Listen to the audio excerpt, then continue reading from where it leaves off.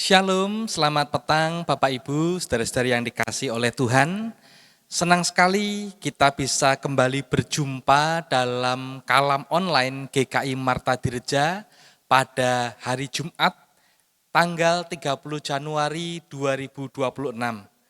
Dan petang ini saya Bambang Lakso Yuwono mau mengajak Bapak Ibu, saudara-saudari semua untuk mempergumulkan tema Yesus Terang Dunia.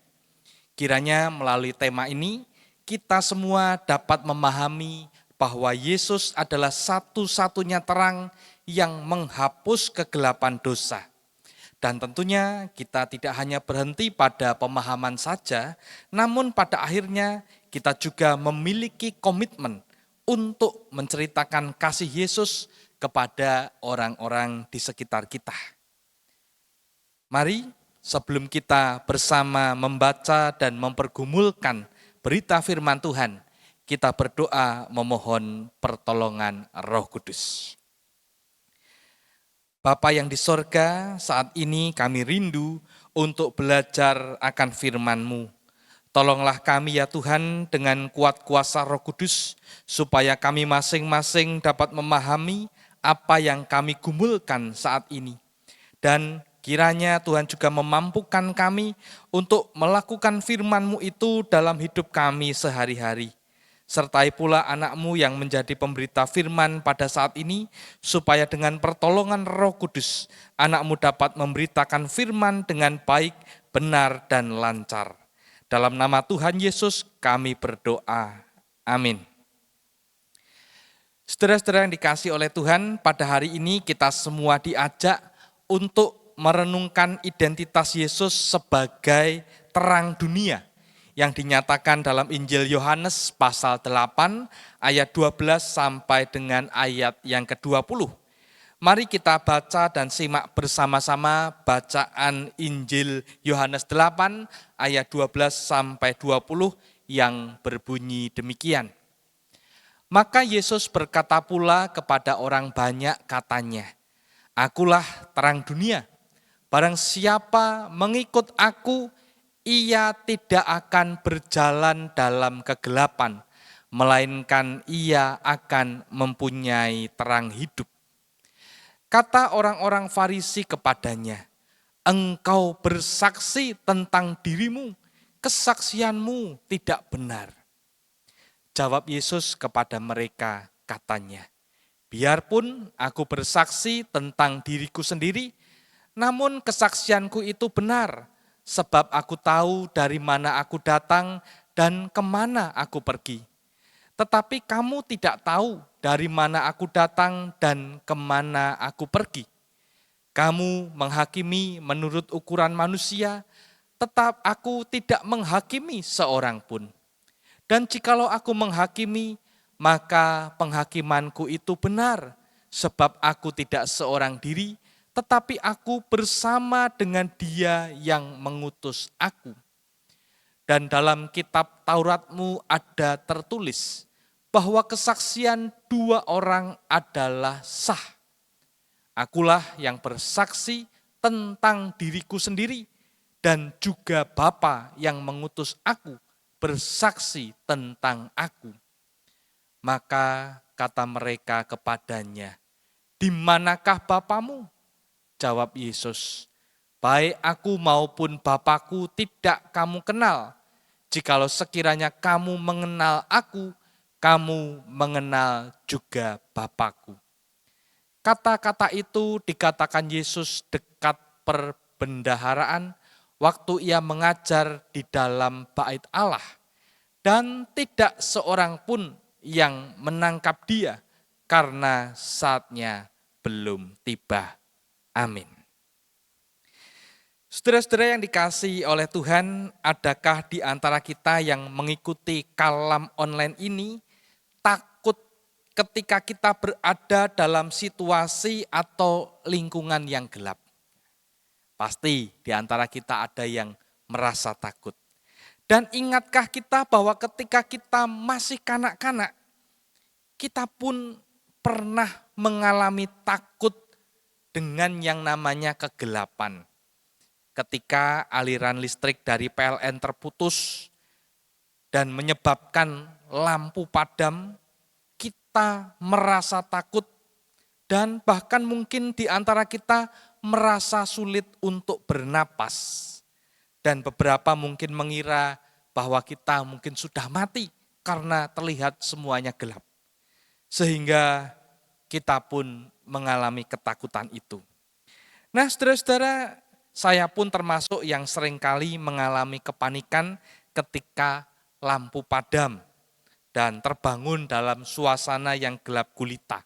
Rasanya sulit bernafas sampai-sampai harus menenangkan diri saya sendiri dan menyadarkan bahwa saat ini sebenarnya aliran listrik dari PLN itu terputus dan lampu sedang padam. Nah, saudara-saudara, alam bawah sadar kita menggambarkan tentang kegelapan itu menakutkan. Karena bisa membuat kita ketika berjalan kita tersandung dan membuat kita tidak tahu arah ketika kita berada dalam gelap dan bahkan kita bisa tersesat.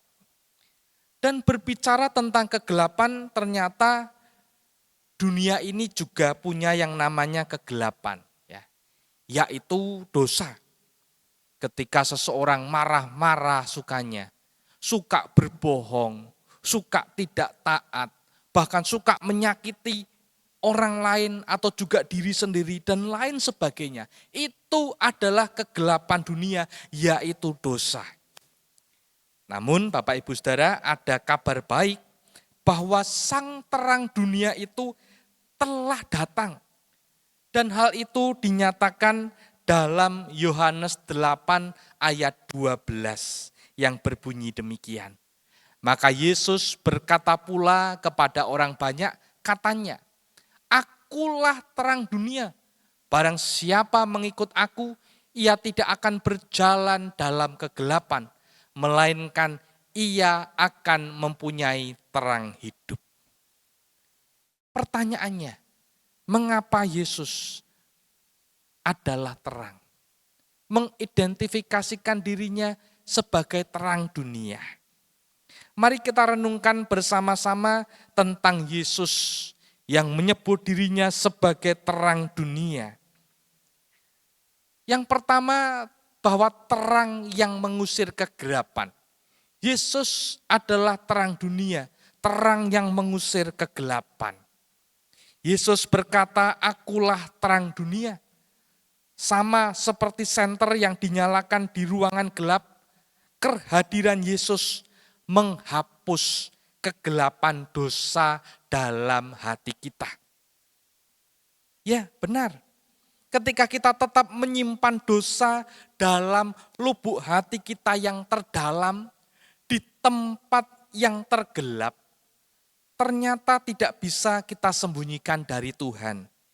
Ia menyinari setiap sudut lubuk hati kita dan membuat kita menyadari akan kesalahan dan dosa kita.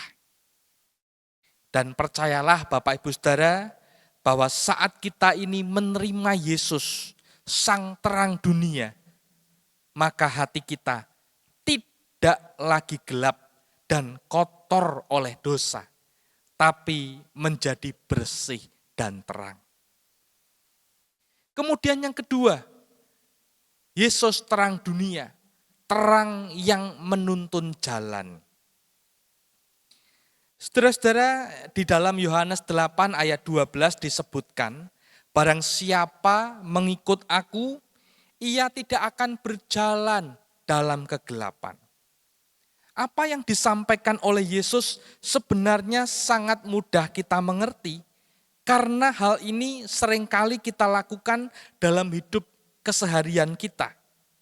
Ketika kita berada dalam kondisi gelap, dan ada yang memandu kita dengan membawa benda penerang, entah itu lilin ataupun senter, tentu kita akan berjalan mengikutinya.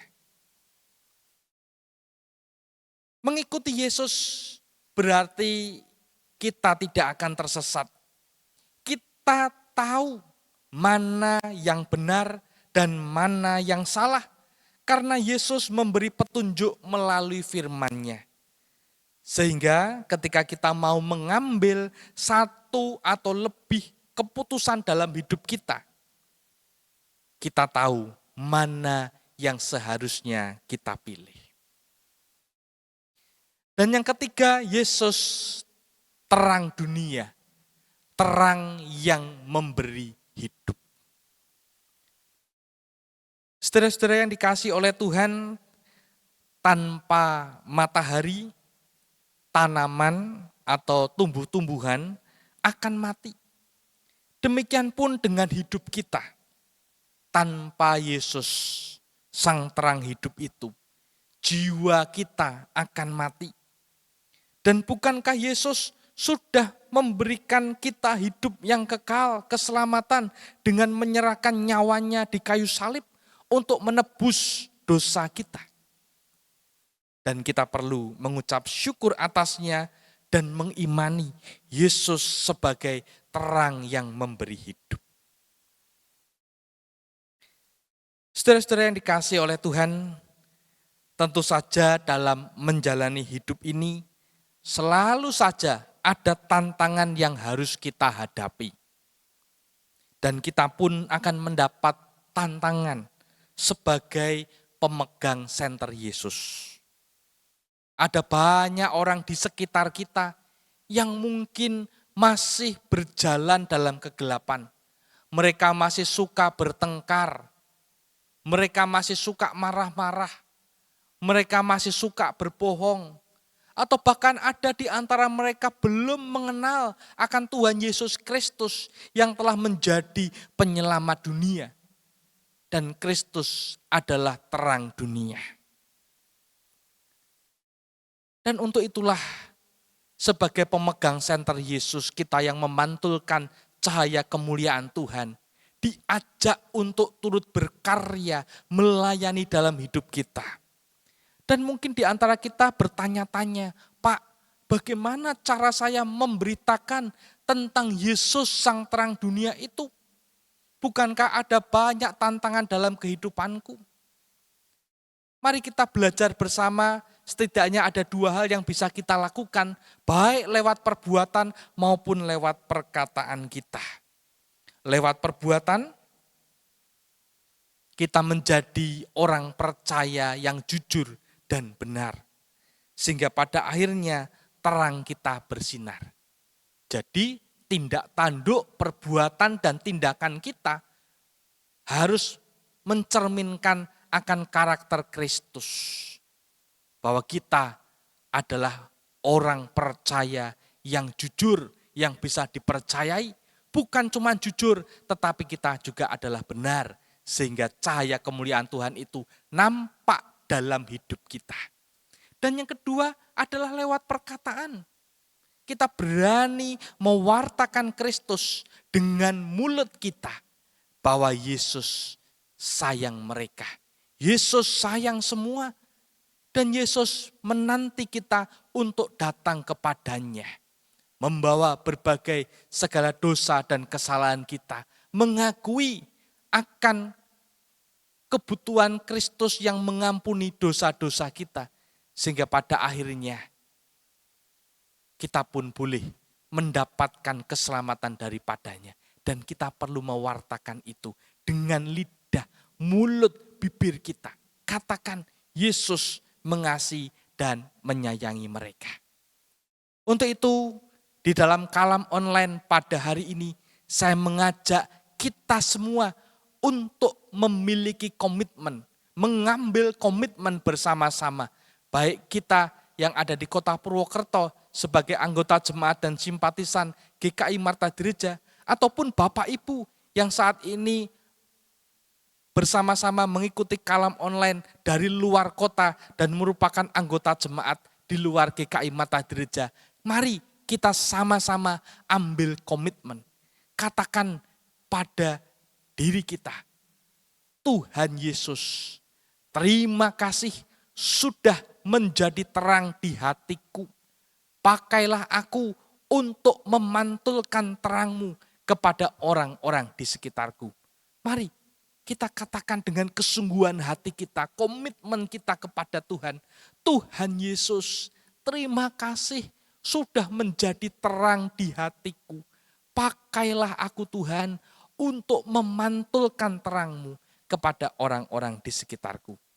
Mari mulai hari ini dengan komitmen kita yang baru ini, kita sungguh-sungguh mau melakukan perbuatan dan memberikan perkataan kita kepada mereka yang hidup di dalam gelap. Tuhan memberkati kita semua. Amin. Mari kita bersama berdoa. Tuhan, terima kasih untuk sabda firman-Mu yang boleh mengajar kami pada petang ini. Kami diajar untuk berani keluar menyaksikan cahaya kemuliaan Tuhan melalui kehidupan kami. Kami memantulkan cahaya-Mu Tuhan kepada mereka yang hidup di dalam kegelapan. Mereka yang selama ini tidak dapat tersentuh oleh cahaya Kristus, kasih sayang Tuhan, sehingga kami mau hadir dalam hidup mereka.